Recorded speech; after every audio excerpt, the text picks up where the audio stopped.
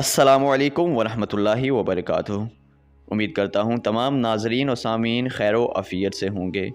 اللہ تعالیٰ آپ سب پر اپنی رحمتوں کا نزول فرمائے۔ معزز ناظرین، آج میں جس واقعہ کو پیش کرنے جا رہا ہوں اس کا ذکر اللہ تعالیٰ نے قرآن پاک کے 30ویں پارے میں سورۃ الفیل میں فرمایا ہے۔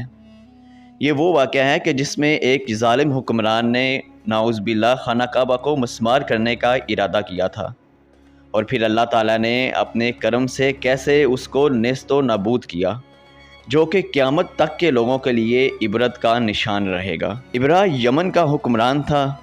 اس نے یمن میں ایک عالیشان کلیسا تعمیر کر کے یمن کے لوگوں میں یہ اعلان کرا دیا کہ آئندہ کوئی شخص حج کے لیے مکہ مکرمہ نہ جائے اور اسی کلیسا کو بیت اللہ سمجھے۔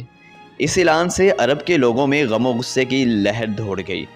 پھر ان میں سے کسی شخص نے رات کے وقت اس کلیسا میں جا کر گندگی پھیلا دی۔ ابراہ کو جب یہ معلوم ہوا تو اس نے ایک بڑا لشکر تیار کر کے مکہ مکرمہ کا رخ کیا۔ راستے میں عرب کے کئی قبیلوں نے اسے روکنے کی کوشش کی، لیکن ابراہ کے لشکر کے ہاتھوں انہیں شکست ہوئی۔ آخرکار یہ لشکر مکہ مکرمہ کے قریب ایک جگہ پہنچ گیا۔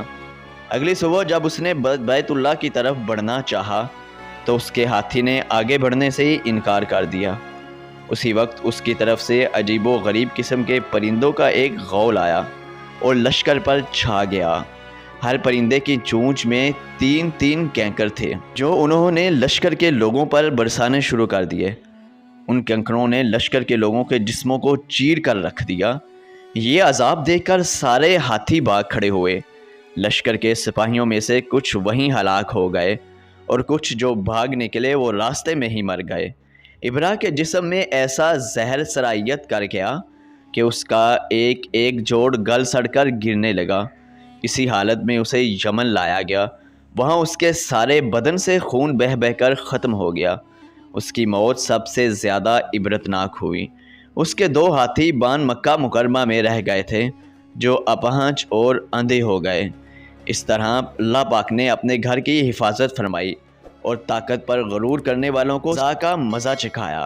قرآن پاک کی سورہ فیل میں اللہ پاک نے اس واقعہ کو یوں بیان فرمایا ہے: کیا تو نے نہ دیکھا کہ تیرے رب نے ہاتھی والوں کے ساتھ کیا کیا؟